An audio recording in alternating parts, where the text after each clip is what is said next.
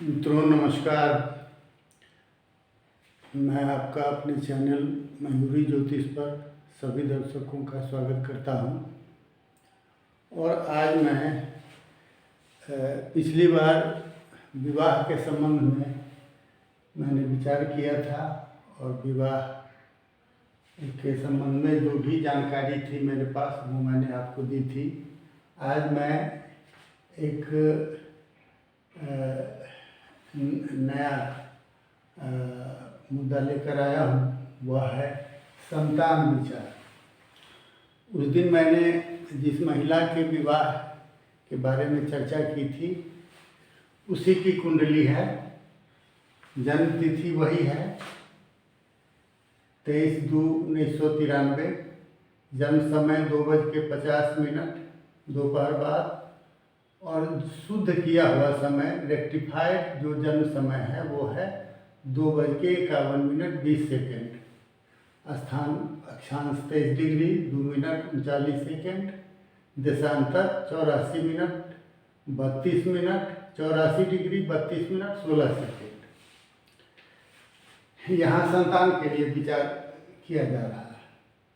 अब कृष्णमूर्ति पद्धति के अधीन नियम है कि यदि पंचम उपनक्षत्र स्वामी भाव संख्या 2, 5, 11 का कारक हूँ तो संतान योग बनता है।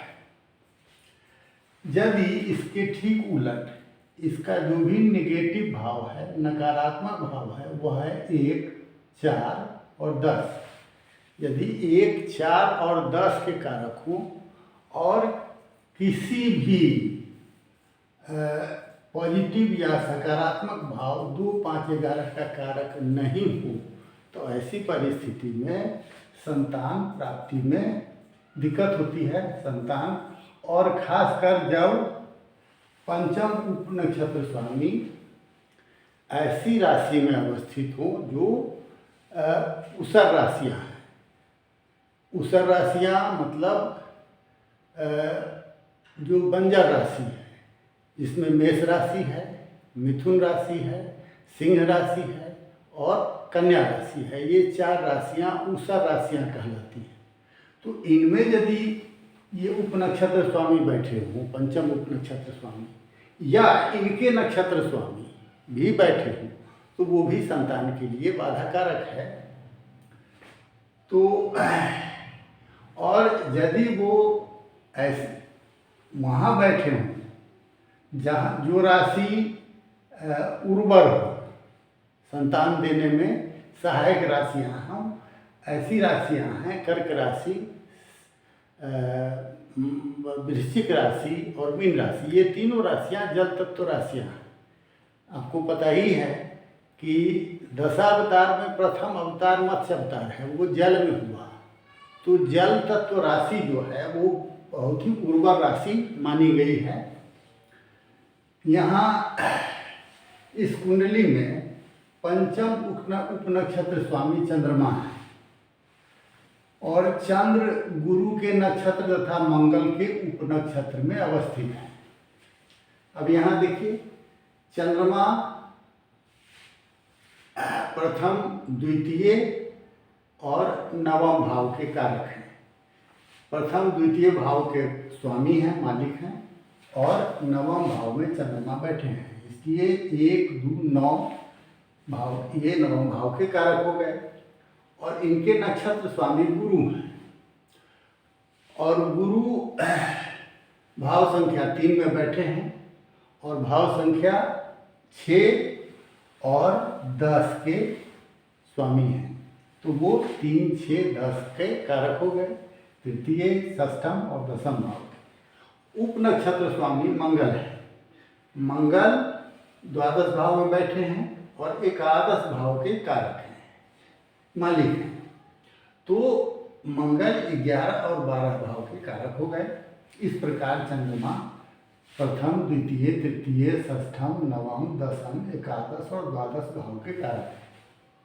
अब यहाँ देखिए कि पंचम उपनक्षत्र स्वामी 2, 11 कारक होने के साथ उर्वर राशि मीन में अवस्थित है। यहाँ देखिए लग्न कुंडली में चंद्रमा मीन राशि में है, तो ये उर्वर राशि है।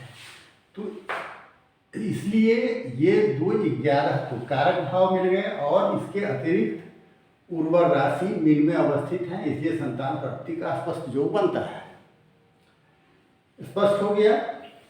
अब देखिए कि जो वर्तमान में दशा चल रही है जिसमें उस महिला का विवाह हुआ, जो पिछली वीडियो में हमने डिस्कस किया था, बताया था आपको, वहाँ देखिए सेम है, बुध महादशा चल रही है जो 9-10-14 से दिनांक 9-10-2031 तक प्रभावी रहेगी।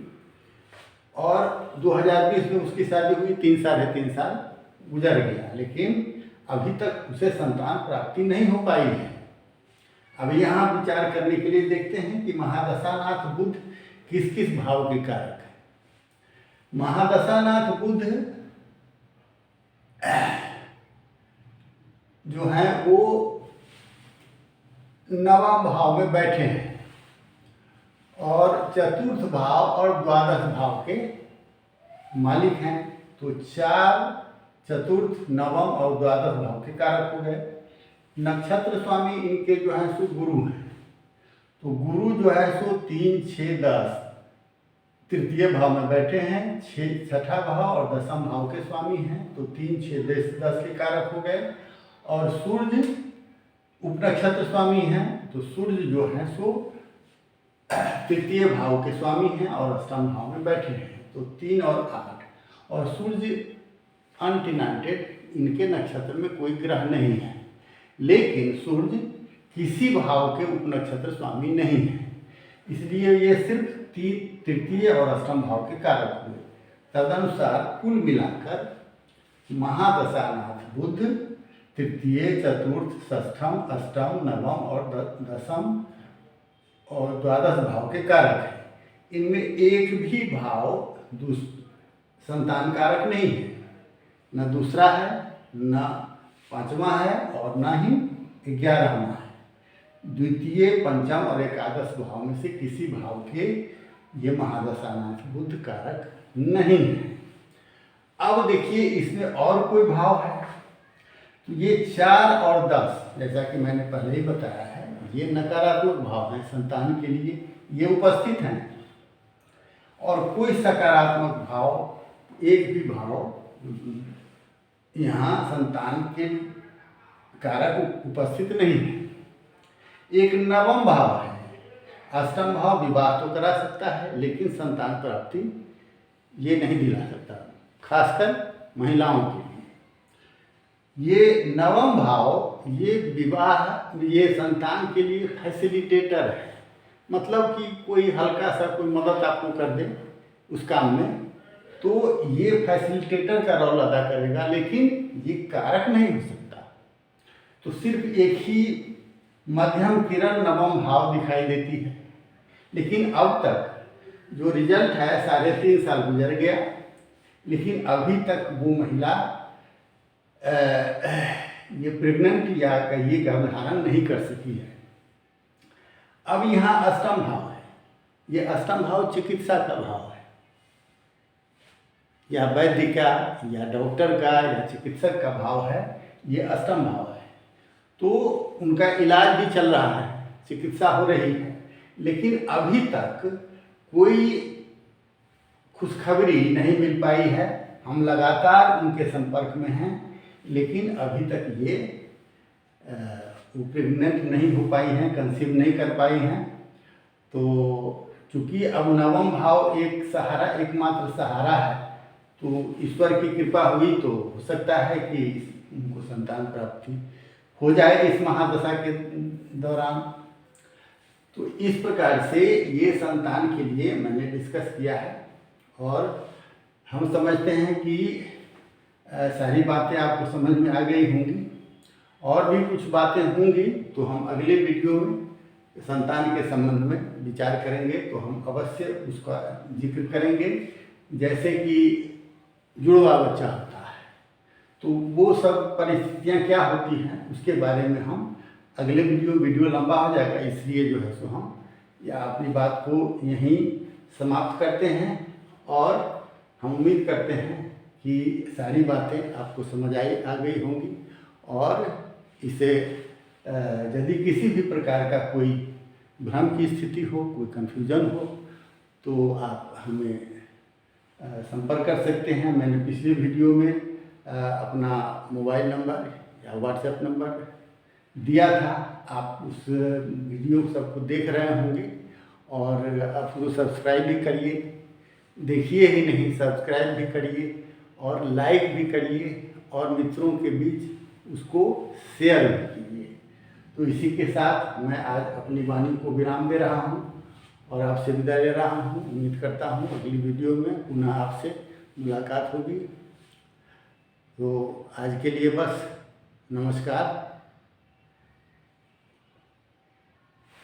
धन्यवाद।